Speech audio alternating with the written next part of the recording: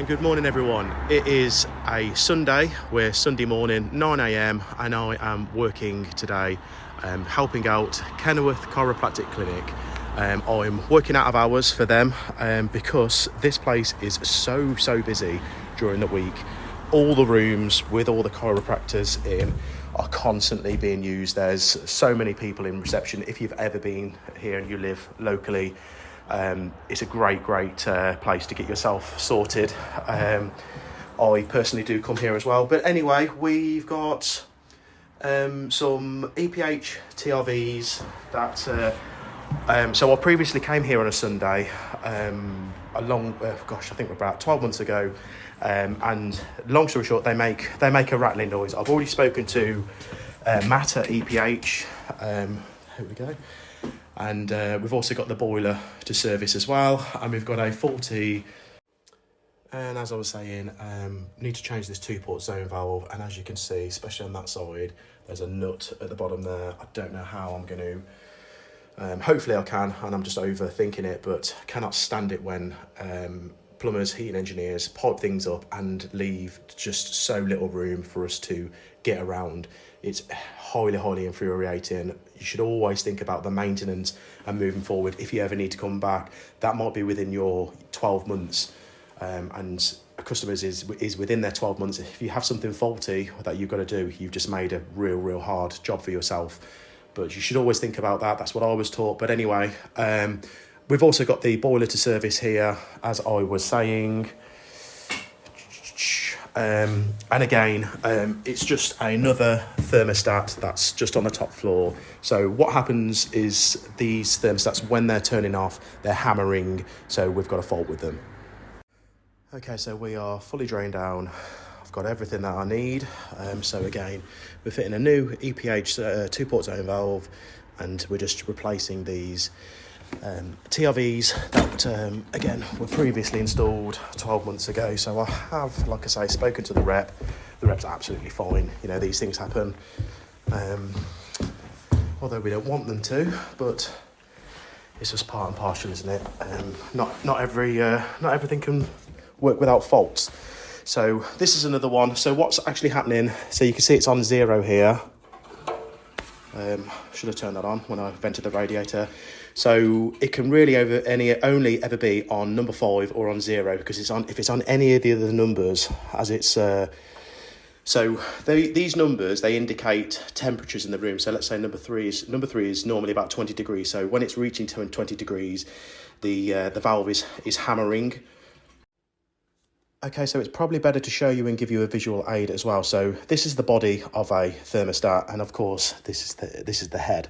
So what's happening is when this TRV here, so as you can see, I can push that up and down. So when it's fully up, it's on its maximum setting, so number 5. Number 5 normally indicates about 30 degrees. And as I've said, as the numbers go down, they normally go down in 5. So 4 is 25, number 3 is 20, and so on, back to almost 0 or when it's off. So as you can see in there, that moves, and that moves there. So when it's on its setting, what's happening is, again, we're picking number 3. So when it's reaching number 3, 20 degrees, when the valve is trying to shut off, it's kind of hammering, it's going do, and they're having to fully open it or fully turn it off to stop it making that noise. Again, this is happening on a new product, but this can happen on an old thermostat as well. And that's the last faulty valve changed. Well, I've replaced the faulty thermostats, as you've seen. I'm on to trying to get this valve out. Annoyingly, I've got a considerable amount of water because all the pipework goes up, and this is the lowest point. So I've had to drain down a bit more than I wanted to, but it's a waiting game now. Every time I open this nut, I've got floods of water there. But in the meantime, I have already wired in the new valve. As you can see, these are the new wires. So that's what is really good about these EPH, is that you can kind of do that separately. But it's just a bit of a boring game sometimes when you're waiting for a system to drain. So I'm going to give this another check. The hose pot does look like it's stopped, but every time I check here, there's floods of water. So fingers crossed it won't take too much longer. Then got to try and get this out. So we're down to a couple of drips now, although fast drips. I've stuffed towels in there. I'm not really willing to wait any longer. The day's getting away now. So I'm going to try and take the risk. I'm going to hope that with the heat that's going to be in this room, there's not going to be, if there is any water, it's going to dry up relatively quickly. But again, I'm getting really bored now, just waiting and waiting and waiting. I've kind of tried to separate the pot, but there is a bit of movement in it.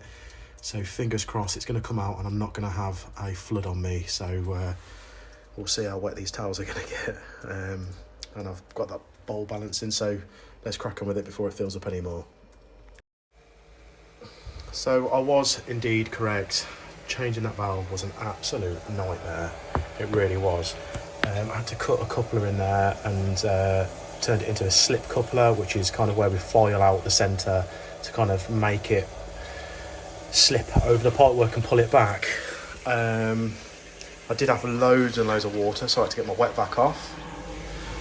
But I've just took the case off to do the last little bit, which is the service, and it looks like, unfortunately, it's leaking.